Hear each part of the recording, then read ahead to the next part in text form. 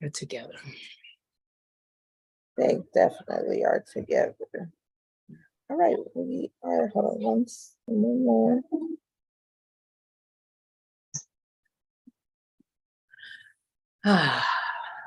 Happy Wednesday morning. Good morning, UMA Community Clinic family. My name is DeJur, and we are here for our free Yoga Wednesdays. I would like to acknowledge whose land I'm on. I am in Los Angeles. This is the land of the Tongva and Gabrielino First Nations peoples. This land was stolen from them by the colonizers and the enslavers and renamed Los Angeles. So I want to give appreciation to their stewardship of this most beautiful part of the world that I call my hometown, and thank them.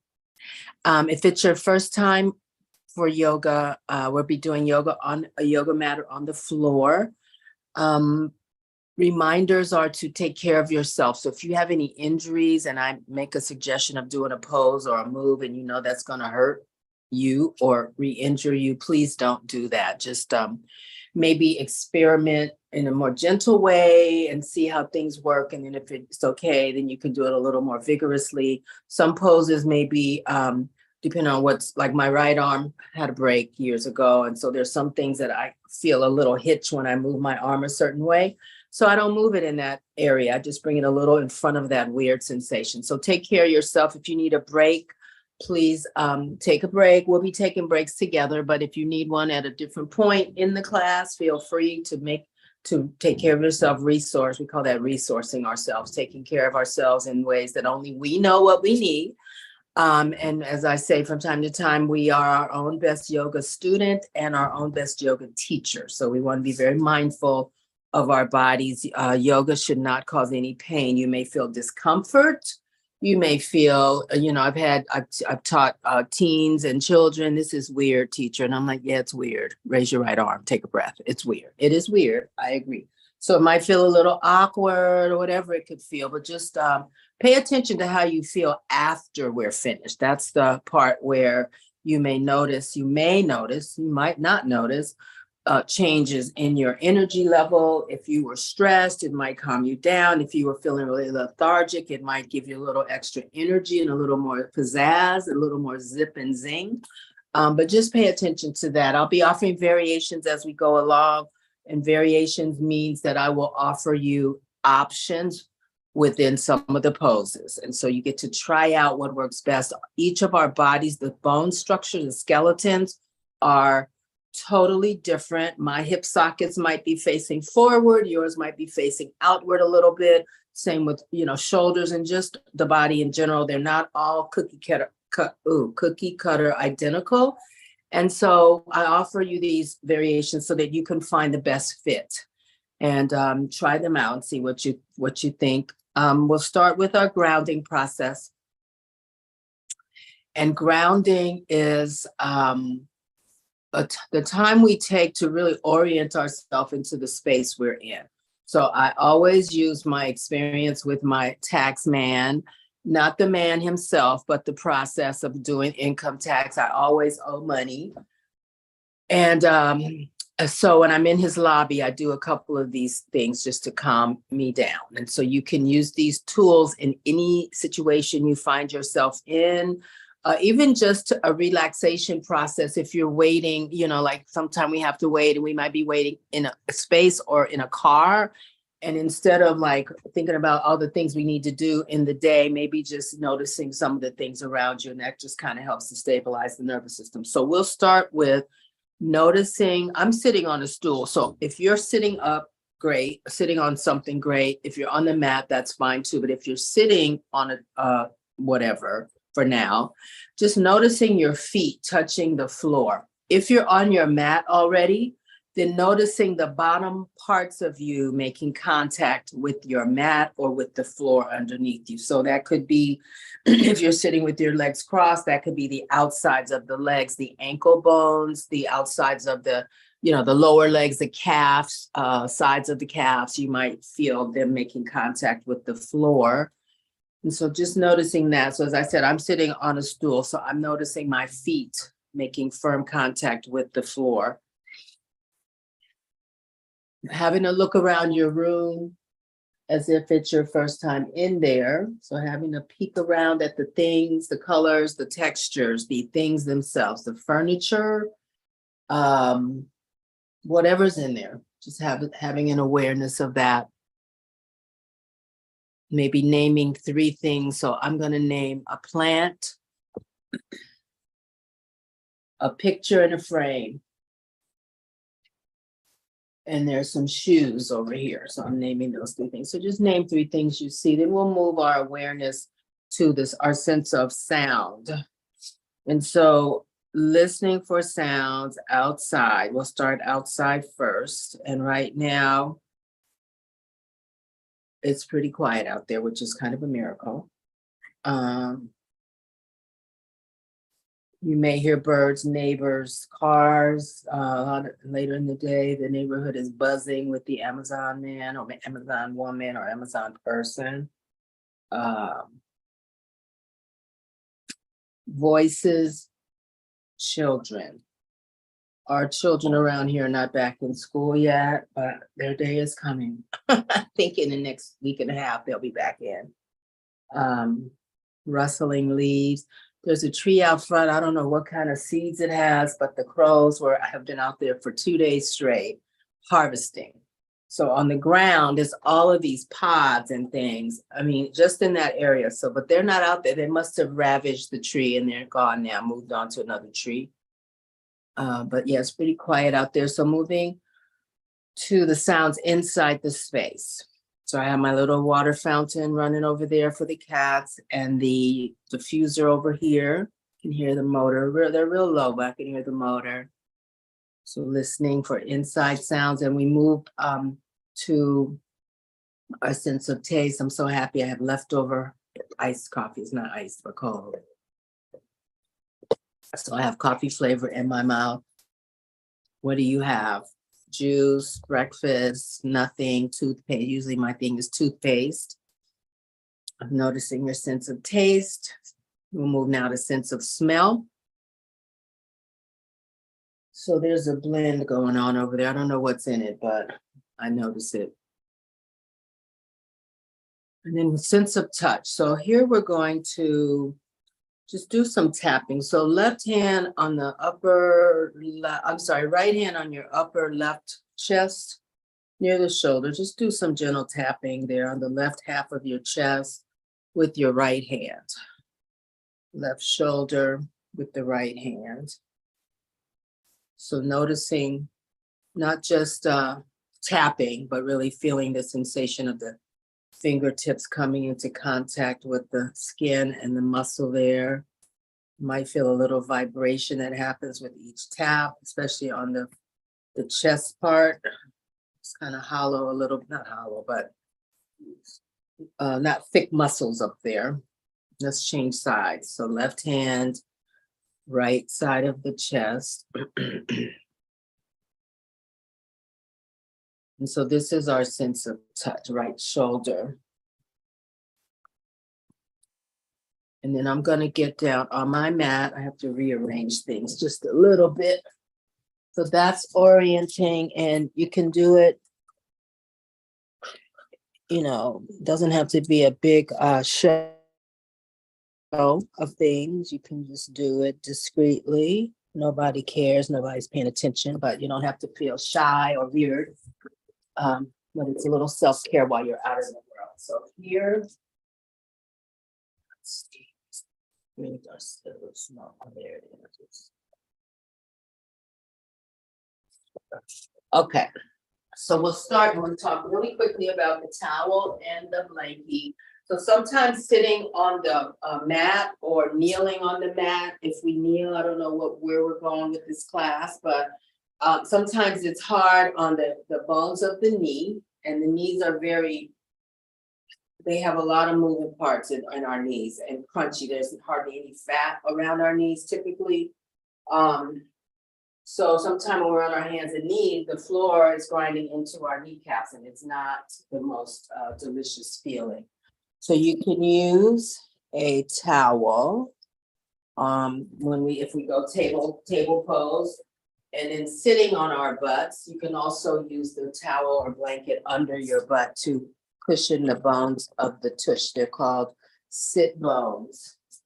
And those are the bones that are right under, it's where the leg bone and the hips come together, basically. And so you can use household items to cushion a little bit. Good morning. So we're just coming down to the mat. I'm sorry. I'm moving around so much.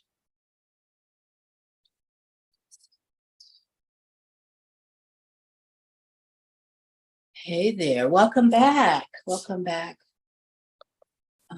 So we're on our mats and we're just gonna sit cross-legged for now. And so what I was saying earlier about, thanks for returning to class, is if you were sitting like this when we did our grounding practice, and I said, I'm sitting on a stool, notice your feet on the floor. When I was saying, noticing the outside of your legs touching something, if you were sitting on your mat at that time, and that's what I meant, just the contact of the legs with other surfaces. So we're here in what the kids call crisscross applesauce, and we're sitting up really tall. And your legs can be tightly crossed, or you can open them out a little bit and just experiment and see what feels best for you. Depends on your knees and your hips. So the tighter you cross them, it's a little more of an angle on the knees. If your knees are sensitive, that might not feel the greatest. So you can reposition your legs in a way that's comfortable for you. And we will, let's start with just rocking side to side. So lifting up one hip off the mat and feeling the compression of your tush on the opposite side.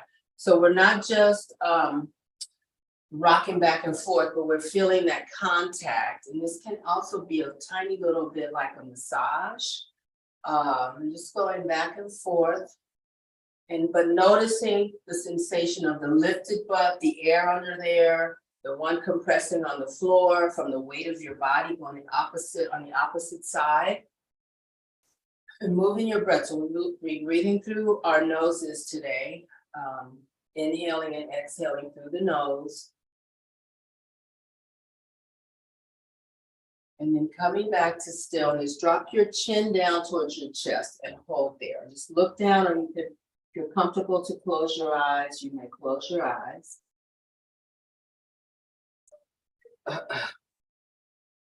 Just hold your shoulders are pushed down toward the floor. Long neck, even though our head is tipped forward, we're letting the muscles on the back of the neck and the tops of the shoulders stretch out a little bit. You can rest your hands on your knees or the insides of the knees. You can place your palms up or down, your choice. Up, palms upward is a receiving gesture, or hand yoga is called mudras. So palms up, and we see these in a lot of religious and spiritual statues, that they have their hands positioned in certain ways. These are called mudras, and there's a whole study and a book series about mudras if you want to look into that. The peace sign is a mudra. We see the Christ with his hands in a certain way in a lot of statues that represent him. Palms down is the grounding gesture. So if you're feeling a little airy, you can press your palms down on something, the floor, your knees, whatever, and that helps to give the feeling of a little more stability. You can also do one up, one down, your choice. So we're looking down still, allowing the muscles in the back of the neck to let go, and then we're going to drop right ear to right shoulder. So holding here. Take some breaths here. I want to talk about the breath real quick. The nasal breath is really important in yoga. There are mouth breath techniques in yoga as well, and they have a purpose and a place. For my purpose with us in my classes that I teach, all of them, my purpose is to give us ways to calm the nervous system. That is the way that I teach. Other teachers teach for pain, and other teachers teach for aerobics in yoga, but I have found for me and the places that I've ended up working that I'm teaching more of a calming type yoga that we can use in our everyday lives, not just when we're together. So the nasal breath, when we exhale through the nose, it sends a signal of reset to the body. nervous system reset to the body. We are wired that way, but it does not happen when we mouth breathe. Inhale your head to center. Let's exhale to the left ear, left shoulder. Doesn't happen in mouth breathing. Nasal breath keeps the breath warm and moist when it goes into your lungs. Nasal breath gives you just enough air, not air, but your brain regulates left or right nostril. So that doesn't happen, obviously, if you're mouth breathing. Mouth breathing dries the breath out. The lungs have to rehydrate and also reheat the breath. So it's not the most efficient way of breathing. But mouth breathing, it can be good if you are overheated. That's why I say there are mouth breathing techniques in yoga that are used for specific things. Also, there's a breath of fire in yoga that really can energize you. If you're feeling like you're about to fall asleep, at work, you can do, it's called breath of fire.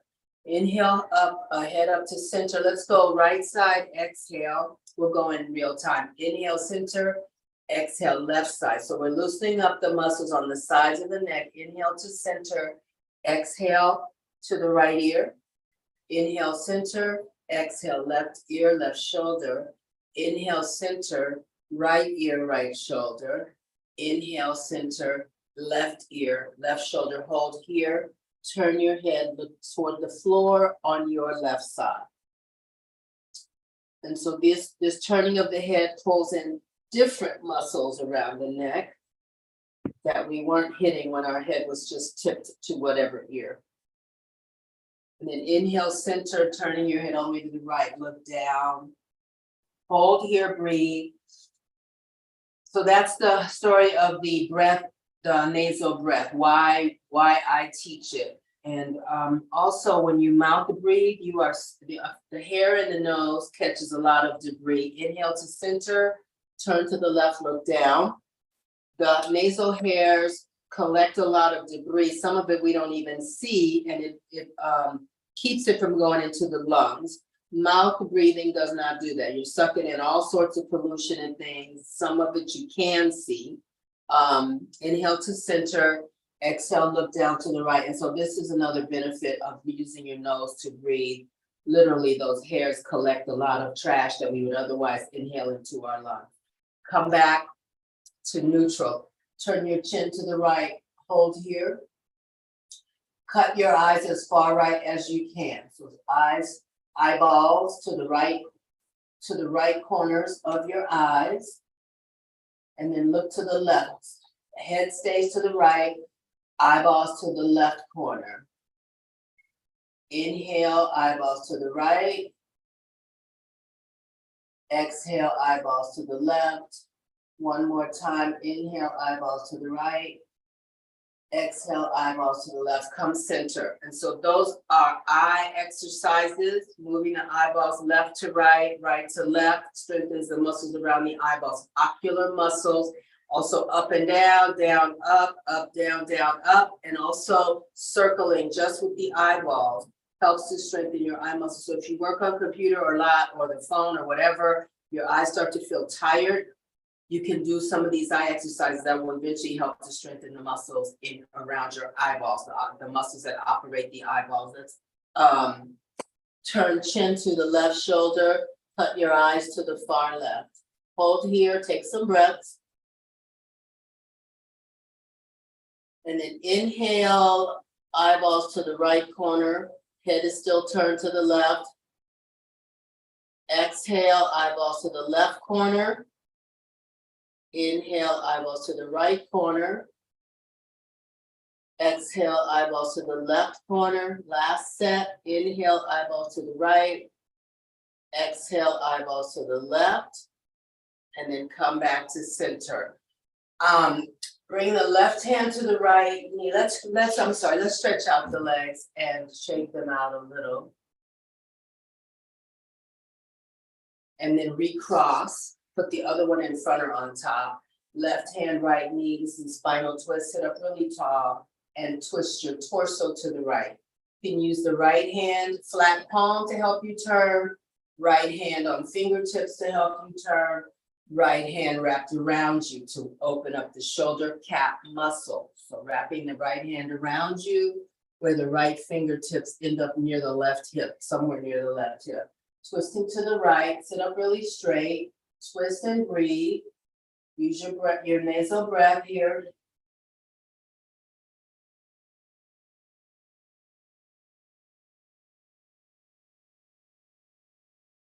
And then let's inhale to center. We're going to the other side. Right hand, left knee. Left hand flat palm, left hand fingertips, left arm wrapped around. You get to pick and hold here. Twisting as much as you can to the left.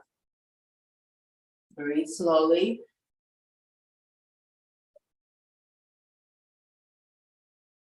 Then inhale, right, both arms up. Let's go back to the right.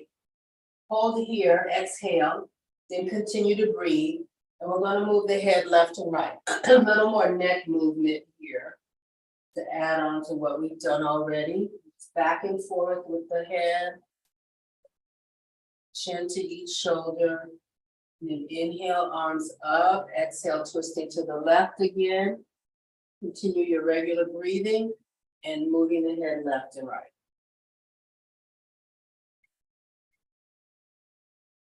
Twisting to the left. And then coming back to center. Extend your legs straight out, windshield wiper legs, shake your arms. And then we're just gonna exhale, forward bend. So you have some options for your hands. Okay, so you can prop your forearms on your shins. And the back is straight on this. We're not humpback, so keeping the back long. And look down toward the floor. You can also place your hands outside your legs, wherever they go, okay? You can prop up on fingertips on the outsides of your legs. Toes are pointing up. So we get a deeper stretch, we flex our feet. You'll feel a little more, you may feel a little more in the backs of your calves, knees, and backs of the thighs. So see what you feel. You may be able to wrap your hands around your feet.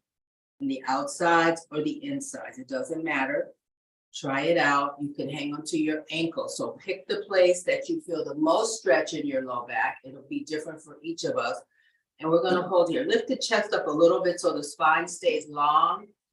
And just take some breaths here. So this is a seated forward bend. This is really good medicine for the low part of the back. I'm always preaching about the lumbar spine. The lumbar section is the lower curve of our spine. It takes a lot of abuse in our daily life, and a lot of the abuse comes just from poor posture. Some of the abuse comes from furniture that doesn't have great lumbar support, or the seats in our cars that may not have lumbar support. So holding here, the holding allows the muscles to fight a little bit with themselves, and then they relax and release. So that's where I'm trying to get with us when I have you all hold these shapes. Okay, inhale, bring arms up, sit up really straight, shoulders over hips. Exhale, forward bend. Inhale, lift. Exhale, forward. Inhale, lift. Exhale, down. Inhale, lift. Exhale, down. And then inhale, come upright and hold here. Bring your feet together. Let's do a little foot massage. So we're sitting now in what's called butterfly pose or cobbler. I want you to experiment with pushing the feet out away, somewhere in between by your torso and out further away from your torso is the sweet spot. I like mine up tight because I feel like I'm getting a stretch, a little extra stretch on the insides of my thighs, but it's different for each of us, and that's why I encourage you to try it out and see what you feel. So gentle massage, when we're letting these hips open, that's the primary purpose of this shape. It's a hip opener. The secondary purpose is the inner hamstring stretch. And so while we're letting that happen, just massage your feet in ways that feel nice to you. Moving the breath through the nose. And then extend the left leg out, straight out. Bring the right ankle on top of the left thigh or on top of the left shin. Do not place it on the left knee. So this is a different hip opener. It hits a little differently because we reposition the bent leg. I want you to just inhale and then exhale and move forward. Again, the back stays flat, so come as forward as you can. My right hip is not screaming in pain, but saying, hey, good morning. Our hips, the yoga books say, carry trauma, even from past lives and prior to being born. And so there's a whole hip opener series in any yoga book. There'll be tons of things to do to release the hips a bit. So looking down at the left knee, the left toes are up. We're holding here. You can have your flat palms here or up on your fingertips, your choice. Take some breaths. And we're going to compare the right and left hip when we get to the other side. So you may notice one may feel tighter, they may feel both tight, or they may both feel neutral, which is lucky you if they feel neutral. Inhale, arms up. We'll do 3 of these. Exhale, forward. Inhale, lift. So noticing any things, any zingers in the back of the left knee. Exhale, down. That's what I feel. Inhale, up. Exhale, down. Hold again. Look down toward the left knee. Take some breaths. Then inhale, walk yourself up. Extend the right leg. And see if you notice any difference in sensation comparing left and right. So my right leg feels longer. It is not, but it feels from that positioning of the bent, having it on top and bent. So let's move to left ankle on the left thigh, left ankle on the left shin. Pick your spot and just hold here. Right toes up, sit up straight. Pull in your belly button a bit for some abdominal support. We pull in our belly button, the abdominal muscles all turn on. So it helps with posture. And just holding here. When you're ready, breathe in and then exhale, walk hands forward. Again, flat back here. Fingertips or palm on the mat, you get to pick, and looking downward toward the right knee this time. So the right back of my knee feels tighter than it did on the left side. And the left hip feels about as tight as the right hip. So that's what I'm coming away with this pose. Whenever I name these things about me, I don't feel worried to have to fix myself or that something's wrong with me. It's just an awareness. I try to keep us focused on the feelings of yoga and not just going through the motions that I bark out. Inhale, lift both arms, sit up tall. Exhale for 3 of these. Come down. Inhale, lift. Sit up tall, exhale forward. Inhale, lift, last one. Exhale forward, hold here again for a few breaths. Look down at the right knee, right toes up, back is flat. So sometimes lifting the chest a bit helps to flatten the back. Then inhale, walk yourself upright, left leg out, and let's windshield wiper legs, feet, and shake out your arms. We'll move to table pose. So this is where I said you may want to cushion. You may not need it, you may need it. Either way, make yourself comfortable. I'm gonna put my entire shin on the towel, but you can pad just your knees if you want. This particular mat is kind of thin. It doesn't have a lot of cushion. Normally I would use another mat on top, but I didn't feel like doing all that. So this is table pose. Hips over knees, shoulders, elbows, wrists in a vertical line. Scoot the hands out a little bit away from your knees, just the hair, so that you're not in a tight bend in your wrist. So that's a little, sometimes too much pressure on the wrist. So the arms are on a tiny slight angle. We'll go cat-cow here. So dropping the belly toward the floor, arching your back, and lifting your chest. This is an inhale here. So breathing in here and then continue to breathe. We're going to do these slowly at first to allow these muscles to release a bit.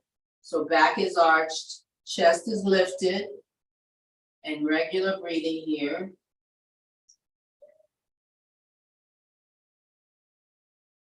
And then let's push the other way. Exhale, chin to chest, lift your spine up toward the sky. Hold it here. So we're pushing into the floor. Arms are strong, arms are engaged. And continue breathing through your nose here. So this is a really good practice, this cat-cow, to do first thing in the morning. You can also do them in the bed. They're a little squishy because the beds are soft, but you don't even have to get out of bed to do these. Let's inhale to cow. And chest lifts, arch back. Breathe through your nose. And then one more time into cat. Exhale, chin to chest, push into the mat, lift your spine. And then real time now. Inhale, cow. Exhale, cat. Inhale, cow. Exhale, cat. Inhale, cow. Exhale, cat. Do a few on your own at your own pace and your own timing.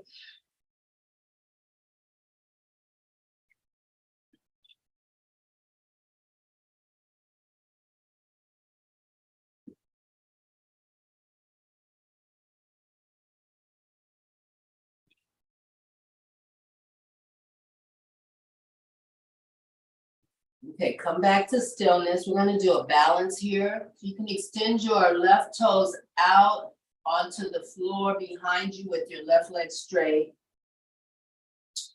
Or you can lift the left leg. When you lift the left leg, the left hip is going to want to rise. You want to keep the hips parallel to each other. Okay. And so there's the foot. That's the left side. Either left toes on the floor or left leg up off the floor as high as you can. Right fingertips on the floor, thumb up, or right arm up, thumb up. Okay, so this is called cat balance. Hold here and breathe. Look down toward the mat. Hold here and breathe. So the spine is long. Exhale, right elbow, left knee. Inhale, left leg out, right arm up. Two more like that. Exhale, right elbow, left knee. Inhale, right arm out, left leg out. One more. Exhale, knee to elbow. Inhale, straight out. Lower the right hand, lower the left knee. So notice how the left side feels. That was the working side. Compare it to the right. We'll move to the right side. So right toes on the mat, leg straight, or lift the right leg. Shift your weight onto your right hand. Left fingertips on the mat, left thumb up, or left arm out, left thumb up. Hold here. Pull in your ab, pull in your belly button. Inhale here. Exhale, left elbow, right knee. Inhale, extend, oops, arm and leg. Two more. Exhale, elbow and knee. Inhale, extend. Last one. Exhale, contract. Inhale, reach. Left hand down, right knee down. Knees wide. Sit, big toes touch. Sit back. This is child's pose. Tush to heels. Extend the arms straight out above your head, palms down. Forehead on the floor, all the way down. I want to show you some variations for child's pose. So what I just showed you is the traditional child's pose. For people with shoulder concerns, that could be very uncomfortable. We do cactus arms. It looks like this, palms on the floor. So the elbows are bent at 90-degree angles, forehead on the mat. You can also bring the floor up to your forehead by stacking your fists. So one fist on top of the other, forehead on the top fist. That brings the floor up quite a few inches, or you can flat palm on the floor, one palm on top of the other, forehead there. So you have some options. In the last one, it's a lot of them. You can bring the hands down to the outside of the feet and forehead on the mat. And so those are different variations for the child's pose. So find the one you like, try them out. We're gonna hold here for just a couple breaths. And this is one of the 4 resting poses in yoga. There's child's, corpse, mountain, and they say down dog, but I don't believe it, but that's what the books say. So hold here, take some breath.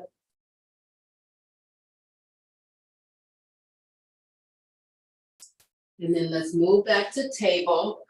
I'm gonna move into down dog. So this is, like I said, one of the resting poses the books claim as resting pose. Curl your toes. So we're in table. We curl the toes under. Let's hold there for just a second to stretch out the feet while we're here. If you want to sit on your heels, this is called, when you come upright, this is called Shiro's pose, hero's pose, but for the feminine energy, Shiro's pose. It's also called thunderbolt. So it can be really painful, and I agree. You can also do this pose with the torso vertical. You need the upper legs and torso vertical. This is a variation to make the pose work for us. Or you can sit down on the heels. There's another option. You can come to the tops of the feet and tush the heels here. Okay, so this one's not as gnarly as the other one. And if this doesn't feel comfortable, you can again come up with upper torso, up thighs and torso upright.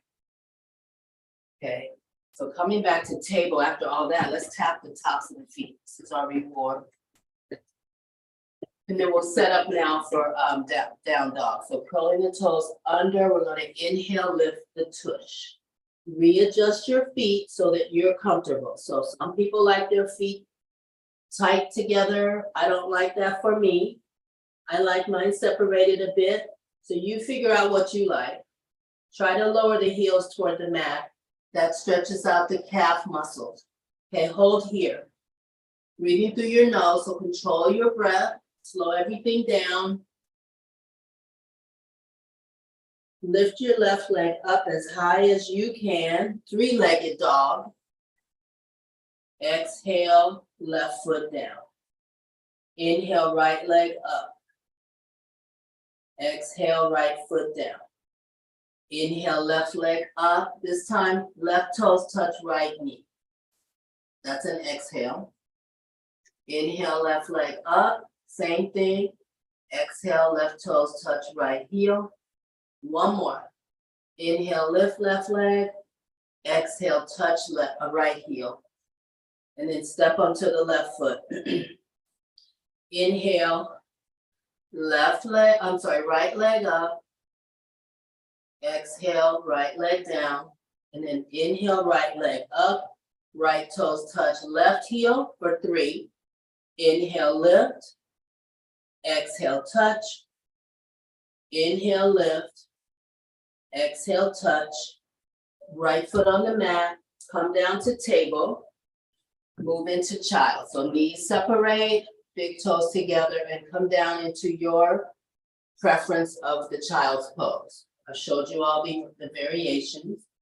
So holding there and take some breaths. So this is why I say that down dog, to me, it's not a resting pose because it takes a lot of effort to stay in there. But this here in child, I can let everything go and just kind of hang out.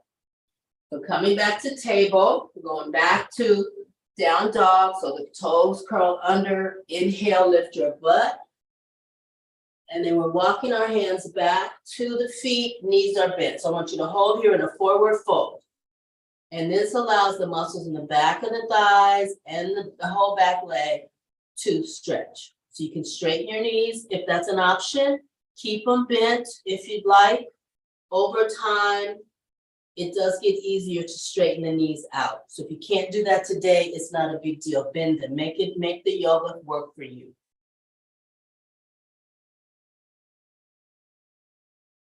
Right, a left hand on the mat directly below your face. Inhale, right arm up. Exhale, right hand down. Trade places with the left hand. Inhale, left arm up. We'll do 3 more sets. Left hand to mat. Inhale, right arm up. Exhale, right hand down. Inhale, left hand up. 2 more sets. Left hand down, inhale, right arm up. Exhale, right arm down, inhale, left arm up.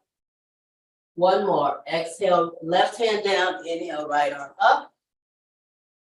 Exhale, right hand down, inhale, left arm up. And then left hand down, bring your hands to your knees and slowly come up with a flat back. Woo! So this is mountain pose, either hands facing forward or hands facing your thighs. This is a resting pose. We can rest here. Some people like their feet touching. This is another one where I like mine apart, so you try out what you like. I want to talk about being upside down like we were with the forward bend, with the down dog. There's another thing that's happening yoga-wise is that it's called an inversion. So it's where the heart is, where the head is lower than the heart. So in a forward bend, my head is near the floor, my heart is higher up away from the floor. Inversions help the heart beat with gravity instead of against gravity. Whenever we're upright, gravity is hanging on to us so we don't float off into space. And it gives the heart a little bit of a break, and also the brain is getting flushed with oxygenated blood, which is the benefit of inversion. There's a whole, as you can imagine, series of inversions in yoga, and some of them can be done actually laying on the floor. So that's the little inversion lecture from your local yoga therapist. So bringing the feet out wide, feet parallel, we'll do a triangle. Turn your right toes to the right. Arms are horizontal. So the left foot is parallel by itself. The right foot is turned out to the right. Arms are strong horizontally. Reaching with the right arm and left tush opposite direction. Bring your right hand either to your right shin, right thigh. Some of you may be able to get down closer to your ankle. Do not place your right hand on your knee. No undue pressure or unnecessary pressure on the knees ever. And just hold here. The left arm is straight up from the left shoulder. So it's like if we were standing up half of a T. Okay, hold here. So this is triangle, stretching the backs of both legs, and on this side, the left side of your torso from basically armpit to hip is getting a stretch. So holding here, let's look down toward the right foot. So that might be a little kinder to your neck. Traditionally, we'd actually look up at the left hand, but that might not be comfortable. So find a position for your head that works for you and your body. I'm gonna look down to the right. And then inhale, both arms to horizontal. Notice how the left side rib cage feels. Right toes turn in, the left toes turn out. Arms are strong, horizontal, tipping over, reaching with the left hand, opposite reach with the right buttock, right hip, and then touching the left shin, left thigh, left ankle, whatever you got. The right arm is straight up from the right shoulder, straight up from the right shoulder. So noticing that stretch on the right side of your rib cage.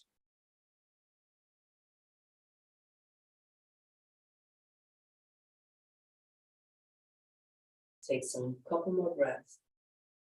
And then inhale, come up, and bring your feet back to parallel. We'll do I don't know what the name of this pose is, but fear not, I can describe it. Lean all your weight onto your left leg. Bring your right ankle to your left knee. So this looks like a number 4. And bending the left knee. This is a balance pose, and hands at your heart. Hands in prayer, hand shape. Hands at your heart. Pull in your belly button. That helps with stability. And you may look down, not down directly down to the floor, but you may spot something on the floor that you can focus your awareness on, or something on the wall across from you that's not moving, and hold here. Smooth out your breath. When you're ready, come back up, right foot on the mat. Compare the difference of the working leg, the left leg, to the right leg. Let's kick out both legs. Shifting weight to the right leg this time. Bringing the left ankle to the right knee. Pull in the abs, tighten the abs. Bending the right knee. For your hands. Control your breath. That focal point that I just mentioned, something on the floor, on the wall, or wherever in the room that's not moving. In Sanskrit, which is the language of yoga, it's called a drishti. Drishti is a focal point. So you can direct your attention to that, and that sometimes helps with stability and concentration. Breathe through your nose. Bend a little more in the right leg. If you fall out like teacher just did, no big deal, try it again. And then when you've had enough, straighten the right leg, left leg down. Feel the difference, and then shake out legs and arms. Standing in mountain pose. Inhale, bring the arms up and overhead. Exhale, flat back. Come all the way down, fingertips toward the floor. Inhale, come up halfway with your back flat. Exhale down. We're going to do 2 more, coming up halfway. Breathe in, flat back, halfway. Exhale down. 1 more. Inhale, come up halfway. Exhale down, and then sweep the arms out. We're moving into chair pose. Keep the knees bent. Arms are straight, palms face each other, or you can cactus arms. If straight arms is too much for your shoulder, we make adjustments. We just fix it so we can do it. 90-degree angle arms. You can also put your hands on your hips. The knees are bent. This is traditional chair. These are variations. Pick your chair. We'll hold here for a couple more breaths. Take a breath in and bend forward. That's an exhale. Inhale, come back to your chair.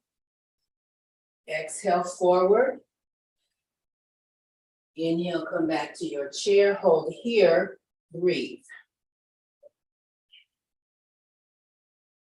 And then inhale, legs straight, arms come down.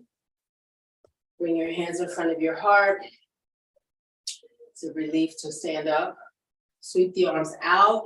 Inhale, up. Exhale, swan dive forward, bend the knees. Come up halfway. Flat back, that's an inhale. Exhale down, 2 more like that. Inhale up. Exhale down. 1 more, inhale up. Exhale down, sweeping arms out, arms up, inhale into chair. Hold here, take some breath. So straight arms, traditional, cactus arms variations, hands on hips variation, you pick. Breathe smoothly, unlike me. And then exhale forward, straighten the legs, fingers to the floor. Inhale back into chair. Hold here, take a couple breaths. Exhale forward. Come back to chair. Exhale forward. Come back to chair, hold here. Then inhale, come up to standing. Arms come down beside you. Let's do some, I don't know what these are called, but just twisting your body, letting your hands hit your hip area. Move your breath. I don't know, swings, I don't know what they're called. Breathe. Notice how you feel. And then we're going to come back onto the floor. Coming onto your back. Feet are flat on the floor. Knees up.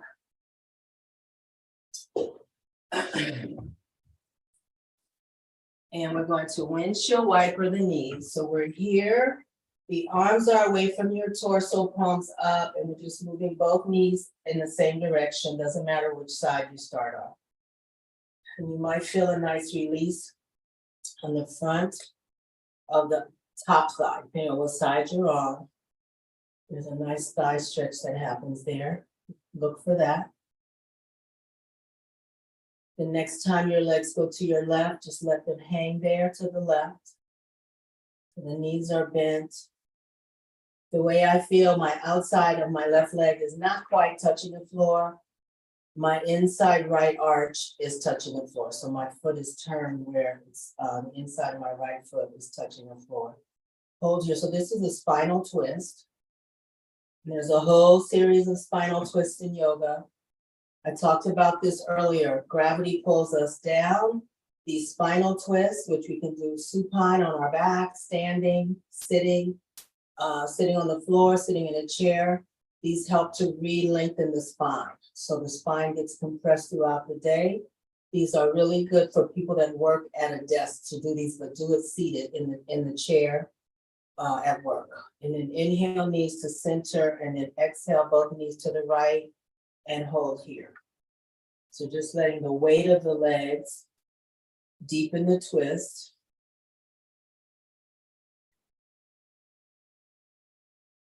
And then coming back to center on an inhale, exhale, right knee to chest.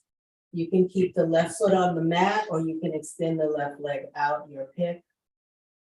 Just stretch for the back of the right thigh and also the right hip.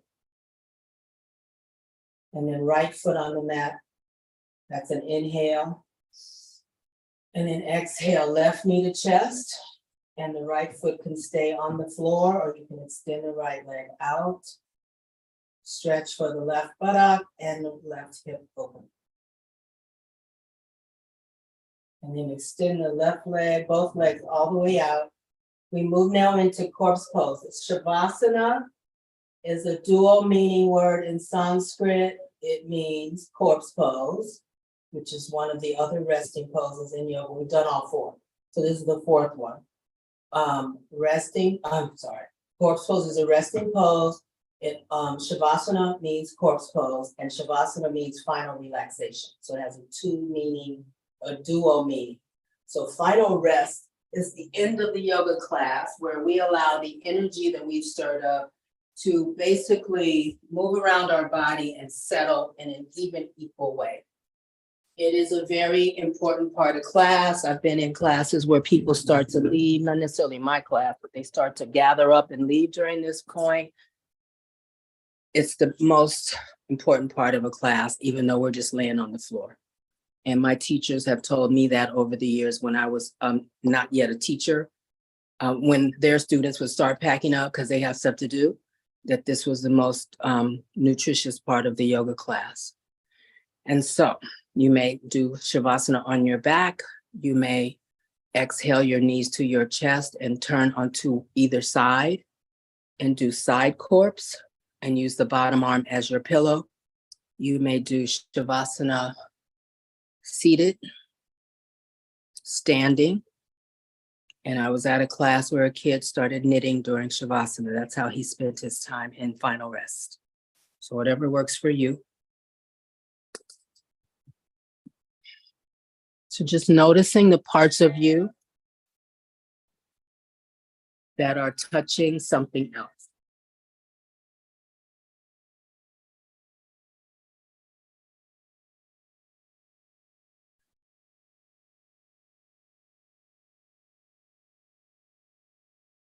Smoothing out the breath.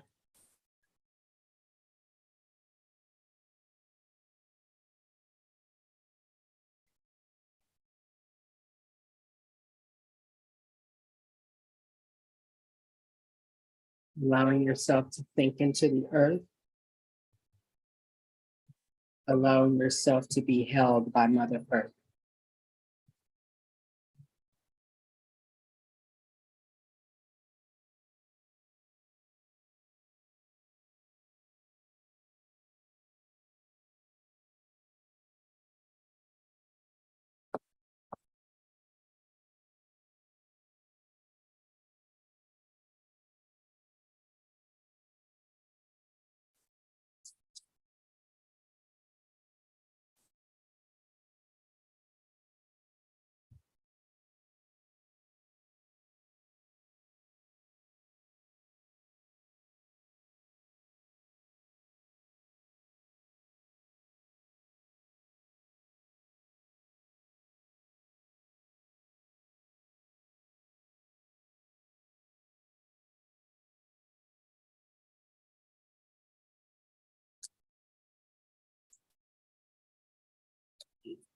Circle your wrists, hands, ankles, feet.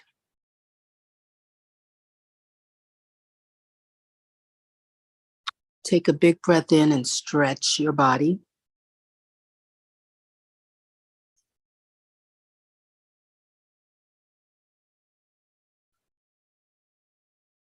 When you're ready, make your way up to seated. Take your time.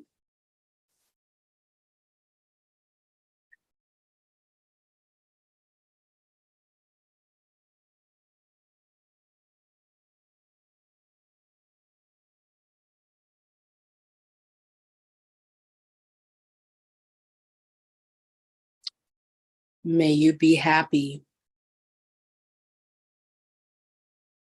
May your life have meaning. And may you be an instrument for social change. Thank you so much for coming to class. Appreciate you spending part of your day with me. And I will see you next week. Are you with me, Shallon, next week? Are you back?